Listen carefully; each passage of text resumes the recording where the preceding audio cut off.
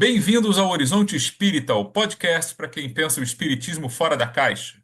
Eu sou o Rodrigo Farias e hoje vamos falar de um fenômeno que, à primeira vista, deveria passar longe do movimento espírita. Afinal de contas, somos uma religião moderna que anda de mãos dadas com a ciência e prega a fé raciocinada. São as outras doutrinas, mais antigas, que exigem uma fé cega em dogmas arcaicos e textos milenares, fechadas às novas ideias que, claro, nós aceitamos muito bem.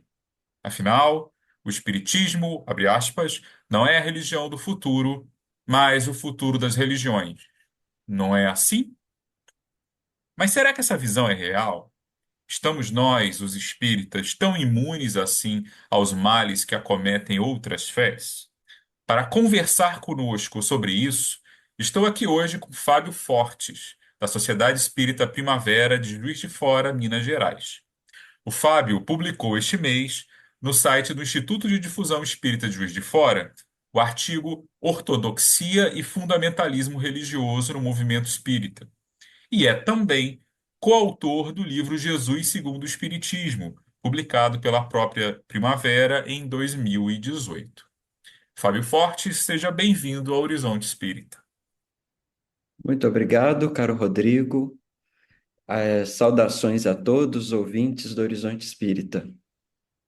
É um prazer tê-lo aqui. Então, vamos lá, bater um papinho. Antes da gente começar, Fábio, eu tenho a tradição de sempre perguntar às pessoas que vêm como é que elas conheceram o Espiritismo, né? Falar um pouquinho da sua história, até quando elas são famosas, né? E então eu te perguntaria isso, como é que você chegou ao Espiritismo, e aí depois a gente passa para os assuntos, principais, digamos assim. Mas como é que foi a sua história? Obrigado, caro. Até porque eu não sou um desses famosos, né? Então, certamente as pessoas não me conhecerão. Eu sou espírita de Juiz de Fora, né? Minha cidade natal. Eu nasci numa família católica, embora não seja uma família propriamente muito ligada às práticas de igreja, mas durante a minha infância e o início da minha adolescência estive vinculado ao trabalho e à igreja propriamente dita, né? E conheci o Espiritismo quando eu tinha mais ou menos 14 anos de idade, principalmente por influência de uma ex-professora do colégio onde eu estudava.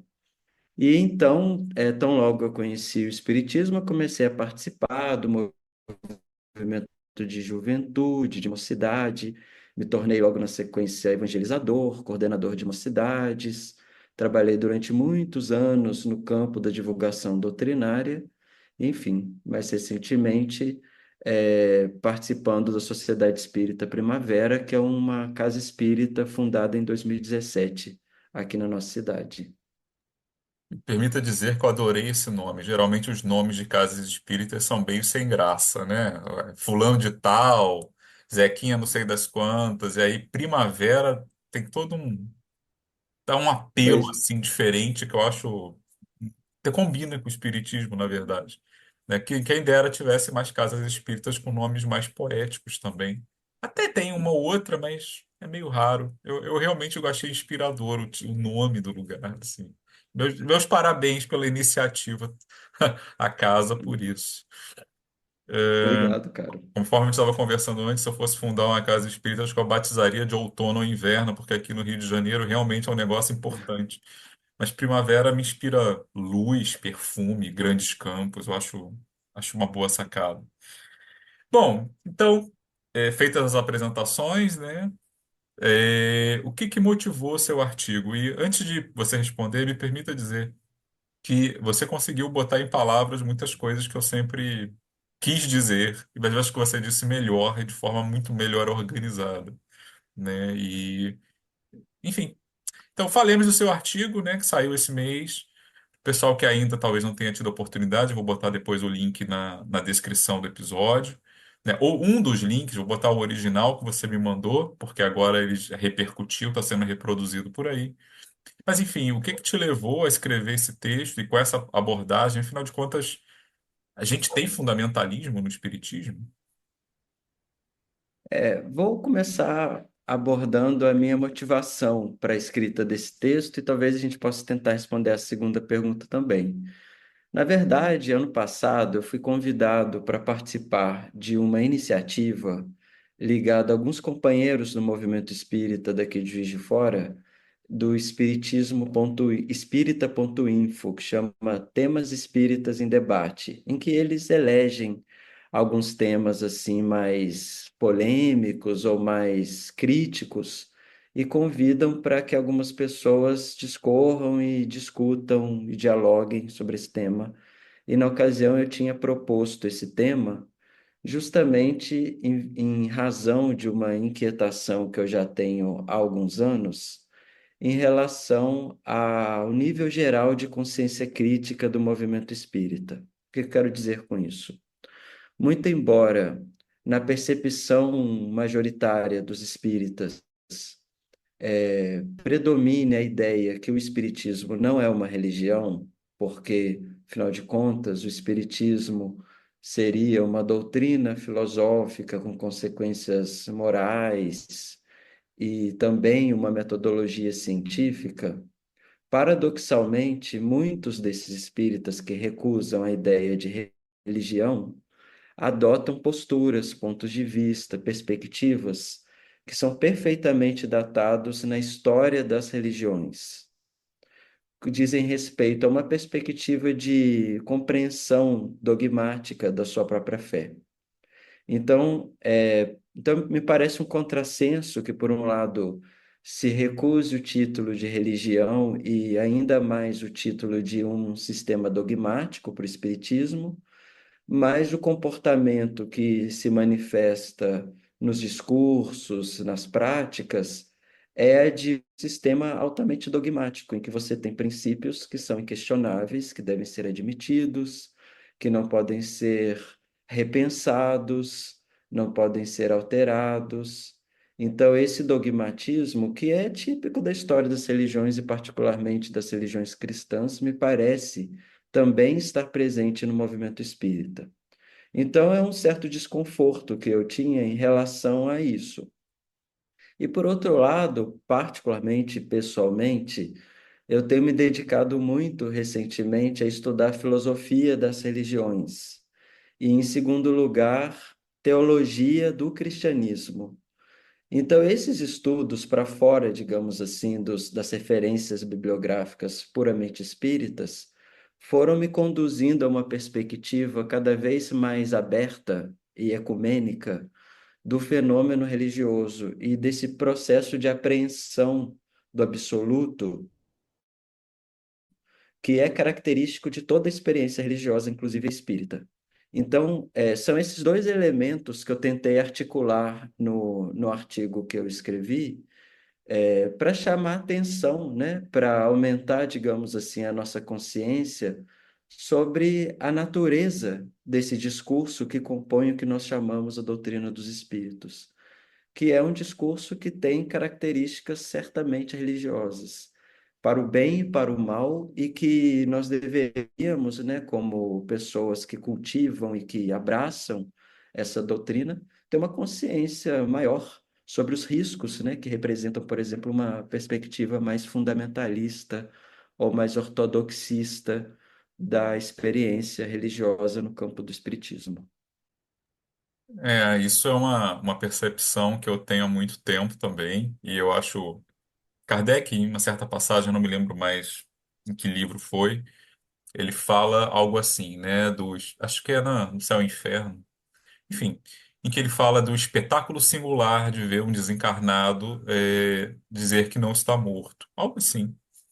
E muitas vezes em fóruns espíritas, né, eu acho que hoje em dia os fóruns virtuais são talvez o principal é, meio, o principal espaço de debate público entre espíritas hoje, que, aliás, para quase tudo, né? Então, a gente usa a internet. Antigamente eram congressos e eventos, hoje em dia você até tem isso, mas a internet funciona mais intensamente. E é muito engraçado, eu sou professor de história, então eu também gosto de estudar religião, até dou aula sobre isso um pouco. E é muito curioso ver pessoas religiosamente negando que tem uma professam uma religião e reproduzindo muitas vezes padrões de discurso que assim eram o normal entre protestantes e católicos e outros ao longo de séculos, né? É uma coisa muito curiosa como a gente reproduz essas coisas. Só que como não nos vemos como religião, embora reivindiquemos ser o cristianismo redivivo, né? Tem esse slogan. A gente quer o ônus, mas quer o bônus, mas não o ônus, né? Então discutimos religiosamente uma série de coisas, mas não nos damos conta disso. Me parece, inclusive, não sei o que você acha disso, mas tem uma coisa muito curiosa que assim é muito comum, mesmo entre aqueles que são os mais religiosos, religiosos na atitude. Muitas vezes um certo discurso antirreligioso, né? Religião é vista como algo ruim. E uma coisa que me chamou a atenção no seu artigo é que, em vez de se juntar aos vários grupos críticos ao espiritismo majoritário, né, febiano, que tem essa coisa de se dizer também, né, o tríplice aspecto, né, ciência, filosofia e religião, então abraça essa coisa, essa dimensão religiosa. Mas tem os críticos, e, no entanto, se eu entendi bem o seu texto, você fala justamente de um desses grupos, de um desses subgrupos em particular, que é justamente aquele que geralmente mais bate na ideia do espiritismo como religião, e, no entanto, você mesmo fala, defende uma espécie de ortodoxia. Você pode dar uma palhinha sobre isso para o nosso ouvinte que ainda não leu o seu artigo, mas certamente, assim que eu terminar este episódio, vai procurá-lo no Google, ou seguindo o link que a gente vai deixar na descrição, para ir mais a fundo nos seus argumentos. Mas essa é uma coisa que eu acho que vale a pena comentar. Sem dúvida. Em primeiro lugar, assim, para a gente começar a conversa, né? Claro que esse artigo que eu escrevi, ele é um artigo, assim, é um ensaio, né? Então, ele contém uma perspectiva que é muito particular, que é, no caso, a minha, né? Então, nem todos precisam necessariamente concordar com todos os argumentos que estão ali apresentados ou com os pontos de vista. Mas uma premissa básica desse texto é que o Espiritismo é uma religião. E aí eu vou explicar o que que eu estou chamando de religião. Em primeiro lugar, o Espiritismo é uma religião no Brasil do ponto de vista sociológico. Eu costumo dizer que se o IBGE bater a porta para fazer o censo e perguntar qual é a sua religião, eu duvido que algum espírita vai falar, eu não tenho religião. Ele vai dizer espírita. Então, sociologicamente, o espiritismo no Brasil é uma religião, tem seus templos, tem suas práticas, tem suas linguagens, tem suas liturgias, tem seus modos de viver e de interagir com a sociedade, interage inclusive com o debate religioso no campo político, seja pelo silêncio, seja pela manifestação clara, né, dos seus princípios. Então, acho que do ponto de vista sociológico, não resta dúvida que o espiritismo, como ele se organiza enquanto movimento no Brasil, ele é uma religião. Agora, do ponto de vista, digamos assim, mais metafísico, eu digo e sustento também que o espiritismo é uma religião também. Por quê? O espiritismo não é puramente uma filosofia. Por que que o espiritismo não é puramente uma filosofia? Porque ele, desde a sua origem, ele não compartilha integralmente com o caráter especulativo dos sistemas filosóficos. Embora haja uma dimensão de exame racional, então ele compartilha com as filosofias, digamos assim, um apreço pela racionalidade, mas o espiritismo não é um sistema filosófico especulativo puro. Por quê? Por uma razão muito simples, porque ele depende essencialmente de um conceito que é o conceito de revelação. Então, a partir do momento que o espírita admite o conceito de revelação, ou seja, que o divino, absoluto, sagrado, ele se manifesta, ele se revela, ele se apresenta para a humanidade, nós já saímos, digamos assim, do campo da filosofia especulativa e entramos no campo da religião enquanto fenômeno religioso. Então, nesse sentido, admitindo essa premissa, eu admito essa premissa nesse artigo. Nós temos um caráter filosófico, ok, Eu não vou discutir aqui a dimensão científica do espiritismo, que tem muito mais a ver com o tipo de metodologia de avaliação que Kardec criou, também não é o campo que me interessa no artigo, mas o que me interessa particularmente é justamente compreender essa dimensão religiosa que se manifesta através do conceito de revelação. Se eu admito essa premissa, isso me parece que é básico, né? Haja visto o capítulo 1 da Gênesis, a gente vai compreender também que a revelação, ela nunca é direta, ela é sempre mediada, e ela é sempre precária, ela é sempre imperfeita, ela sempre é conformada, digamos assim, aos horizontes possíveis da intelecção daquele que recebe, que é um espírito encarnado, que é um ser humano. Esse ser humano está dentro de uma cultura, ele tem à sua disposição determinadas ferramentas de compreensão, determinada linguagem. Então, o modo como a revelação se concretiza, se materializa enquanto discurso, enquanto texto, enquanto livros, é sempre limitado ao horizonte da própria cognição humana. E claro que você perceberá que isso é uma questão de fundo, até filosófica, né? Da limitação do conhecimento diante do arsenal cognitivo, digamos assim, do próprio ser humano. Então, esse é o argumento central que eu trago no artigo para dizer o seguinte: por essa razão, aquilo que nós chamamos de ortodoxia espírita é, na melhor das hipóteses, uma manifestação ou uma interpretação provisória, incompleta, certamente imperfeita de uma experiência profunda que envolve um encontro ou uma busca entre criatura e criador. Então, esse é o argumento central. Por essa razão, é impossível admitir que haja uma leitura fechada, completa, sistemática ou simplesmente correta.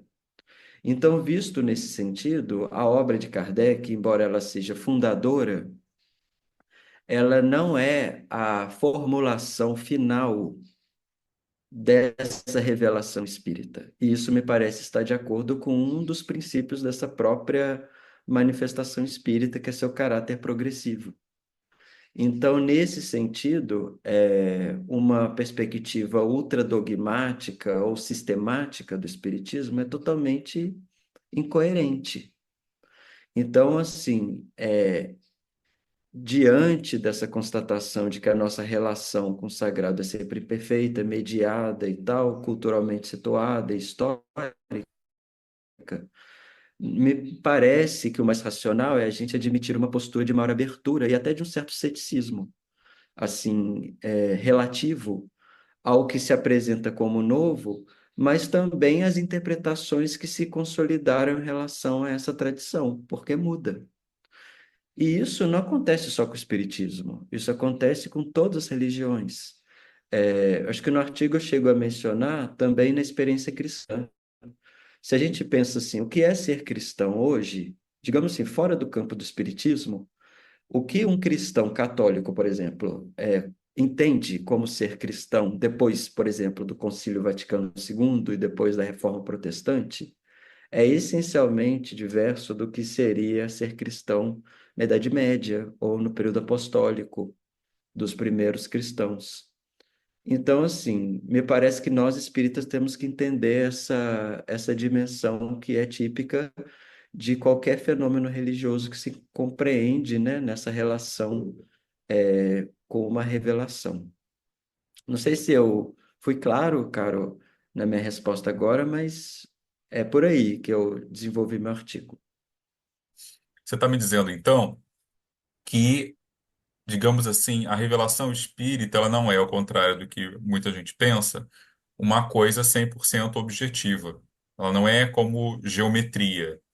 Ela requer de quem a recebe, né, o médium, o Kardec, os eleitores do Kardec, ela requer interpretações, né? E que essas interpretações, naturalmente, elas são influenciadas pelas ideias que estão na moda, digamos, estão circulando naquele meio numa determinada época.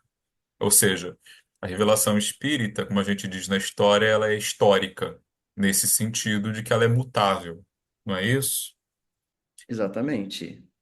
Exatamente. Porque ela é sempre, vamos dizer assim, mais poeticamente, que a nossa experiência religiosa, ela é produto de um anseio de reencontro ou de encontro com o absoluto, que nós chamamos de Deus. Só que essa busca, ela vai acontecer mediante, digamos assim, uma misericórdia divina que se aproxima da humanidade e se manifesta à humanidade de diferentes modos. Só que entre a manifestação divina e a nossa maneira de compreensão dessa manifestação, existe a nossa individualidade, o sujeito que pensa.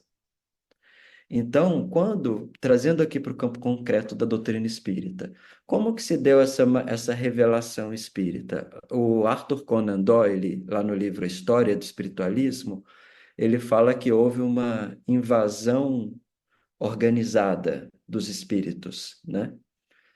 É claro que a gente sabe que os espíritos não se apresentaram à humanidade depois do século XVI, XVII, XVIII, que principalmente o livro do Arthur Conan Doyle toca. E sempre houve fenômenos espirituais, fenômenos que chamaríamos hoje mediúnicos e tal.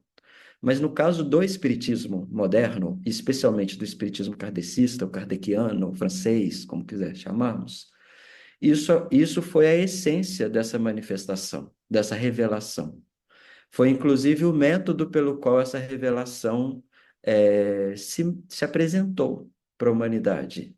E foi organizada, pensada por Kardec em obras que interpretavam, que sistematizavam, que reuniam informações. Só que tudo isso que nós chamamos até de codificação, que é o produto desse esforço de interpretação dessa revelação a partir dessa experiência que não é, como você disse, exata como a geometria, porque a mediunidade não é exata como a geometria, né? Existe o espírito, existe o médium, que é médium, é o intermediário, é muito mais uma prática tradutória do que de replicação de fatos objetivos.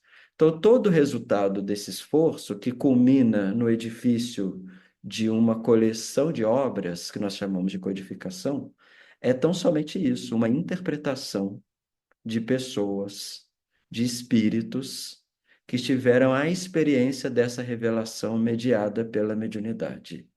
Isso é uma coisa, codificação espírita. Então, a experiência profunda, muito provavelmente, ela está na ordem do que não é dizível totalmente, sabe? A experiência plena de Deus, hipoteticamente possível, ela é inefável. Ela não seria, de certo modo, traduzível inteiramente. Então, esse é o conceito com o qual eu trabalho. Então, nós temos uma interpretação, um guia, um mapa. Assim como nenhuma gramática é uma língua, assim como nenhum mapa é um país, também a codificação espírita, os livros que compõem os fundamentos da doutrina espírita, não é todo o pensamento que a gente poderia chamar espírita. É um guia, é um mapa, né? Exige de nós uma hermenêutica. Assim como a leitura da Bíblia também é, assim como a leitura dos livros dos Vedas, dos tratados religiosos, de outras experiências religiosas são.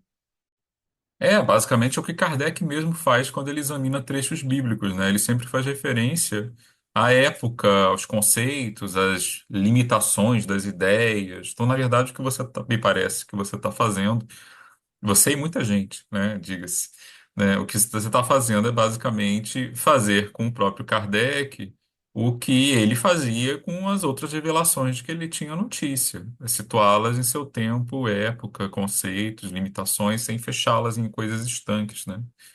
E, claro, tem a questão, como você bem disse, das características inerentes da mediunidade, né? Que me parece que hoje em dia quem tem falado muito enfaticamente nisso, de uma forma mais problematizadora, né? Levantando questões, é o Elias Moraes. Embora, assim, eu acho que seja meio difícil a gente delimitar, falar muito, com muita precisão sobre essas coisas, porque mediunidade ainda é um fenômeno que, embora a gente use muito, eu acho que ela ainda é menos estudada do que poderia ser, né? Eu sempre costumo dizer que os centros espíritas, cada um deles onde se realizam trabalhos mediúnicos, seriam potencialmente centros produtores de conhecimento. Só que na maior parte das vezes a gente joga esse conhecimento no lixo, porque você não é autorizado a fazer registro nenhum, né? Quando as pessoas falam em modo de anedota, e tem aqueles que até fazem tabu, né? Você participou de uma reunião de desobsessão, então esquece o assunto, nem pensa mais, né? E se fosse assim, a gente não tinha nem o espiritismo. O céu e o inferno, por exemplo, nem existiria, né? O livro lá, acho eu, meu livro favorito do Kardec. Mas enfim, essa é uma discussão realmente interessante. E o que é mais curioso é que assim, ela é meio óbvia em estudos de religião, né? Mas me parece que ela não é entre nós. Eu já ouvi teólogos protestantes, né, que eu acompanho, né? Embora existam aqueles mais linha dura, né? Mas aqueles que são mais, digamos, liberais, liberais em teologia, quer dizer, aqueles que aceitam, digamos, as características da modernidade, entre as quais o estudo histórico da Bíblia, a hermenêutica, né, ciências que se desenvolveram em torno disso. Para eles, isso é absolutamente óbvio há pelo menos 250 anos, mais ou menos, talvez mais. Né? Então, assim, essa coisa de você ler o contexto, entender a cultura de uma época, entender que a palavra de Deus não é o texto, a palavra de Deus ela está por ali, né? Mas em linguagens que eram aquelas que eram acessíveis às pessoas de uma época. Né? E o que é uma coisa interessantíssima, né? E torna, por exemplo, o protestantismo, apesar do sola escritura, torna muito mais dinâmico, eu acho, e mais rico do que aquela coisa de só o texto, né? Do jeito que está, enfim, aquela coisa da Bíblia inerrante, que é uma, já é outro assunto, não vou puxar muito aqui. Mas enfim, então eu vou te fazer uma pergunta difícil agora. Dada esse prólogo teórico, digamos assim, que você apresentou, né? Que é o seguinte, quando eu li seu artigo, quando você fala de ortodoxia ou de fundamentalismo, naturalmente, até pelo ter uso do termo, eu lembrei dos ortodoxos. Ortodoxos, para quem não sabe, no movimento espírita, pelo menos de umas décadas para cá, eu conheci os primeiros nos anos 90, é um nome que às vezes é reivindicado pelas próprias pessoas, né? Mas, digamos assim, uma corrente do espiritismo no Brasil que de uns tempos para cá eu tenho visto alguns representantes dela reivindicando outro termo, kardecista.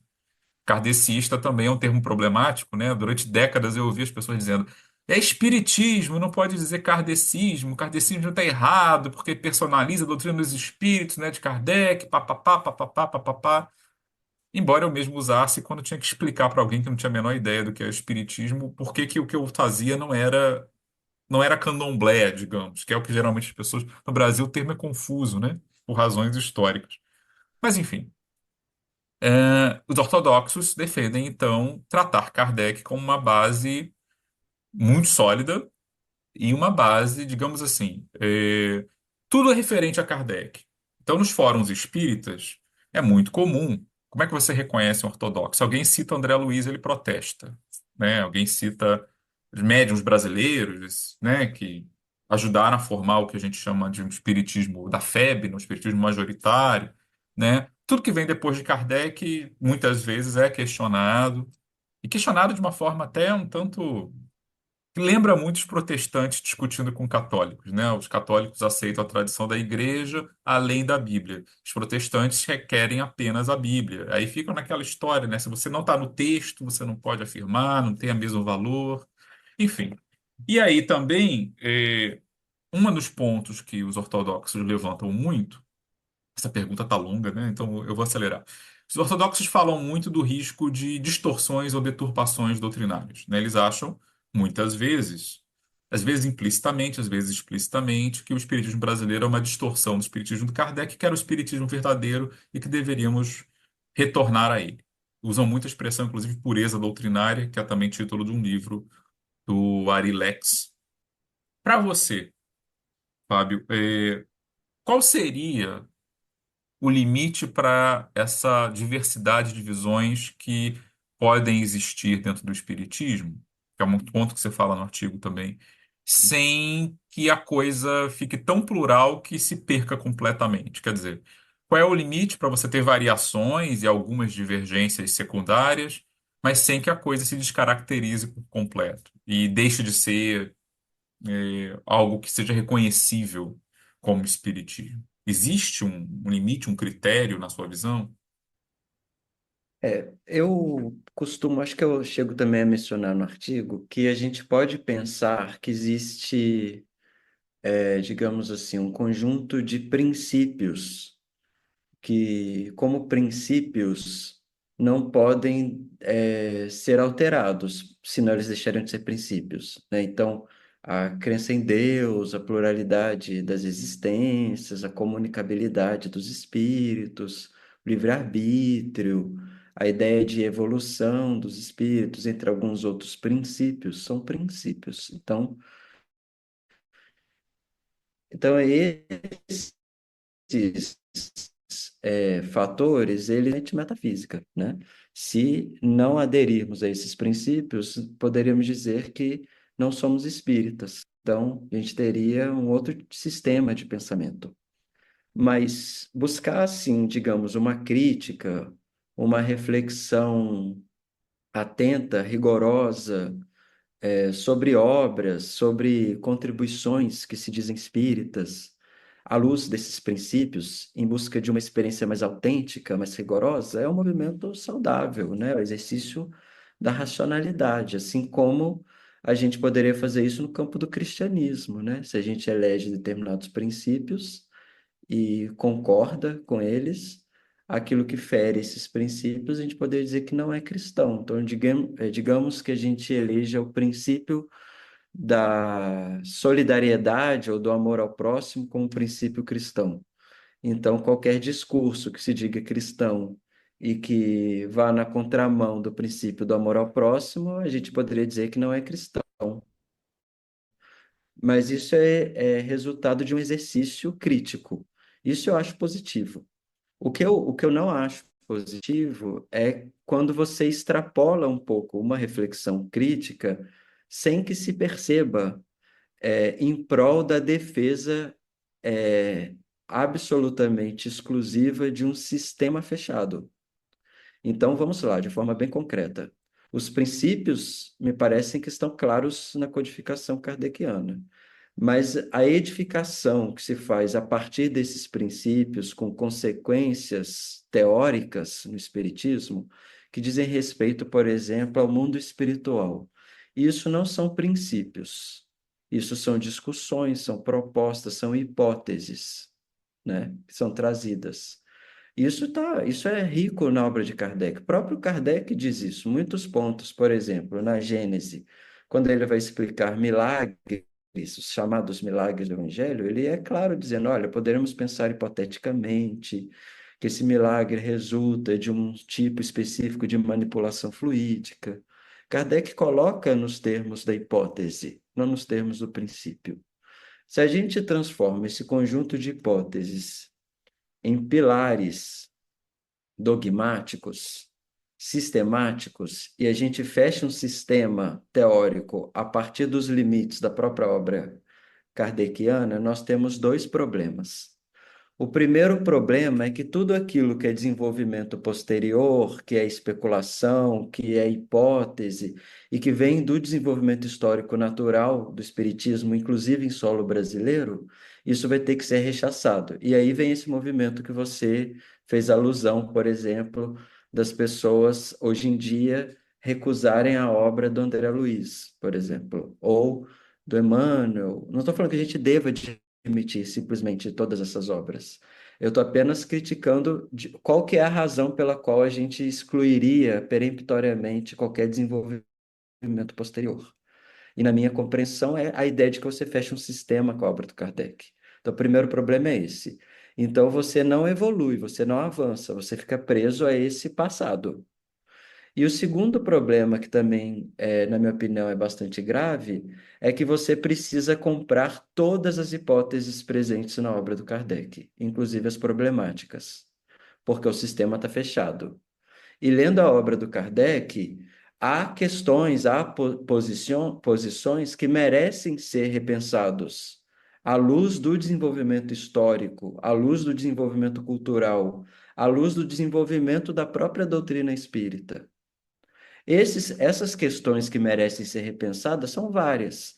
Dizem respeito tanto à apropriação que Kardec faz, por exemplo, da antropologia típica da época do século XIX, que coloca Kardec hoje numa perspectiva assim, no mínimo embaraçosa, quando ele se refere, por exemplo, a determinadas questões raciais, não vou entrar nessa discussão aqui, ou a questões científicas de outra ordem, por exemplo, da ordem da geologia, que também está presente no Kardec, e hoje estão absolutamente datadas. Então, essa ideia de ortodoxia incorre nesses dois problemas básicos. Mas aí você fez alusão também a um movimento ortodoxista que, se eu bem entendi, eram pessoas que defendiam a ideia de pureza, né, doutrinária, e que advogavam, né, uma leitura crítica, até em termos de tradução da obra do Kardec. Aí, aqui, meu caro, eu faço a seguinte distinção. A gente tem que entender também esses movimentos à luz do contorno histórico em que eles aparecem. E para mim é bastante diversa a discussão que houve, por exemplo, até a década de 50 do século passado, de crítica e de debate em torno de novas obras que então surgiam no Espiritismo, sobretudo a partir de iniciativas da Federação Espírita Brasileira, e um ativismo, digamos assim, de retorno ao estudo crítico de Kardec. Então, muitos dessas intelectuais, né, do século passado, como Herculano Pires e outros, eles, na verdade, estavam no movimento crítico de análise dessas novas informações que estavam surgindo naquela época. Isso está dentro de um contexto histórico que me parece bastante claro. Outra coisa diferente é o que eu vejo surgir em pleno século XXI, por exemplo, nas redes sociais. Eu acho que não são coisas parecidas, embora eles possam usar os mesmos títulos, espiritismo ortodoxo, pureza doutrinária, essa coisa toda, acho que são coisas diferentes. Eu acho que hoje, muitas vezes, quando se apresenta esse debate assim de um kardecismo estrito, né? Ou mesmo eu vejo pessoas dizendo assim: ah, depois de Kardec nada de útil, nada de novo, nada de bom houve. Na verdade, eu vejo uma cegueira em relação ao que vem depois, a um imobilismo mesmo, que eu acho que é avesso à ideia de progresso do próprio pensamento.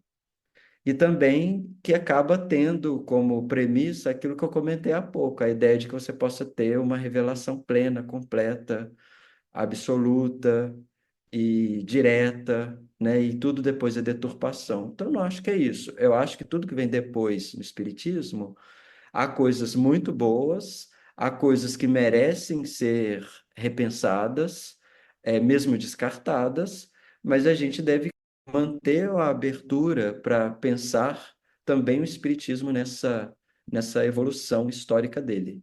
Agora, com relação à pureza, eu acho que esse título é muito mais retórico do que propriamente prático, porque eu não acredito em pureza, simples assim. Não existe pureza doutrinária, porque não existe apreensão total do sagrado. Nós somos impuros, essencialmente. Nós somos essencialmente precários enquanto mentes, enquanto espíritos. Então, sempre teremos versões impuras da doutrina espírita. Se tudo der certo, cada vez mais purificada, mas sempre impura.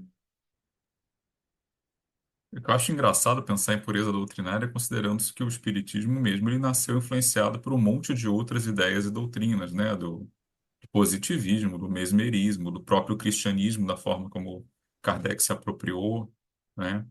Eu gosto muito de lembrar que, assim, essa discussão mesmo que renderia outro episódio, né? Se o espiritismo é cristão ou não, não, né? A gente, essa coisa de somos sim, somos cristianos de rede vivo, mas os outros cristãos parecem discordar radicalmente disso, justamente alegando a discussão dos princípios, né? Um dos princípios básicos do cristianismo ao longo da história é que Jesus ou é Deus ou é alguma coisa parecida com isso, e a ideia da salvação e as duas coisas estão ausentes, ou pelo menos são reinterpretadas de uma forma bastante diferente por nós, né, como espíritas. Enfim, mas aí já é outra discussão, né? E você acha que o espiritismo, o movimento espírita, melhor dizendo, ele conseguiria hoje incorporar novas ideias, né, para não cair nessa questão da doutrina fechada, que me parece uma espécie de tentativa de solucionar alguns problemas que nascem, por exemplo, da ausência de pesquisas novas, né?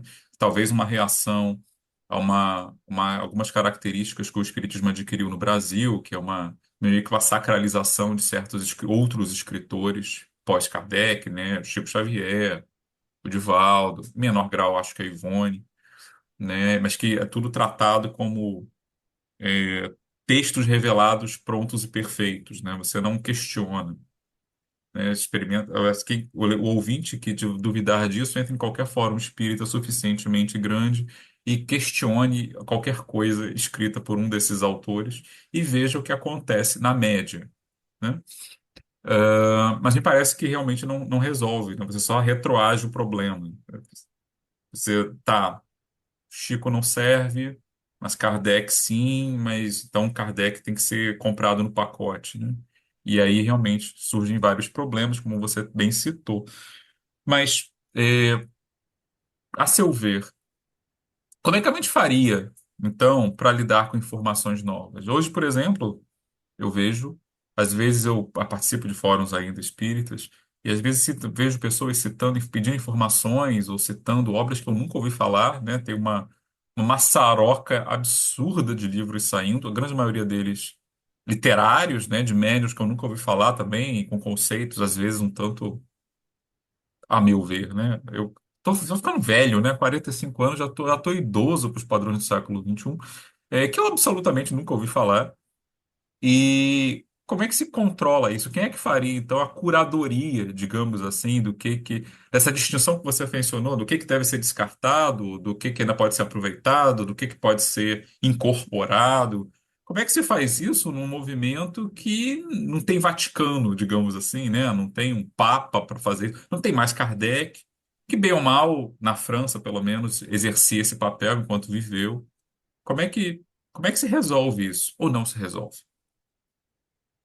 Acho que eu iria mais pelo não se resolve, porque justamente por, digamos assim, um clero autorizado a chancelar o que é bom, o que não é, isso é ótimo para nós, né? E também justamente pela pluralidade de perspectivas e de olhares que cada experiência do Espiritismo propicia, né, nos seus lugares, nas suas casas espíritas. Eu acho muito difícil que a gente eleja uma perspectiva única que sirva como crivo ou como régua para dizer o que está fora dessa medida. Eu acho que a gente deve se manter, digamos assim, coerente aos princípios da obra de Allan Kardec, que eu acho que é uma segurança. Eu acho que ter como referência a obra de Kardec é uma condição incontornável para todos os espíritas, mas eu ficaria, assim, mais relaxado com a pluralidade, sabe? Porque se a gente admite que o espiritismo ele tem uma direção espiritual, eu acho que para um espírita isso não é difícil de admitir, eu acabo supondo que o próprio tempo, própria evolução histórica, cultural, espiritual, vai se encarregando de tornar determinadas perspectivas datadas, abandonadas, passo que outras vão se impondo mais majoritariamente e tal. Eu falo isso porque, embora eu sei que isso não é, talvez não seja tão intuitivo, né? Porque, sobretudo numa casa espírita, né? Que as pessoas chegam com determinados livros e falam, ah, isso é bom, isso é ruim. Mas eu acho que a gente deve manter sempre, assim, o espírito da crítica e da reflexão, né? Nunca da resposta pronta, da lista fechada, do índex. E vamos examinar, vamos estudar, vamos ler, vamos apresentar argumentos a partir dos quais eu considero uma obra boa ou ruim. Isso a gente já pode fazer em relação a obras desde o século XIX, né? Então, tem obras da época do Kardec que a gente já pode dizer, bom, essa obra, por essas razões X, Y, Z, não é uma boa obra. Ou uma obra Por exemplo, da Lavra Mediúnica do próprio Chico Xavier. Tem algumas que a gente poderia dizer, olha, por essas razões X, Y, Z, eu não considero uma boa obra, outras boas. Então, acho que a mesma lente, a mesma ferramenta de crítica a gente deve usar. Agora, eu não acho que a gente deve compor, assim, uma ortodoxia, o que é certo, e a partir daquilo usar como régua para tudo. Acho que isso é ruim, porque a gente sempre vai ter uma régua errada. Nunca vai ser a régua certa.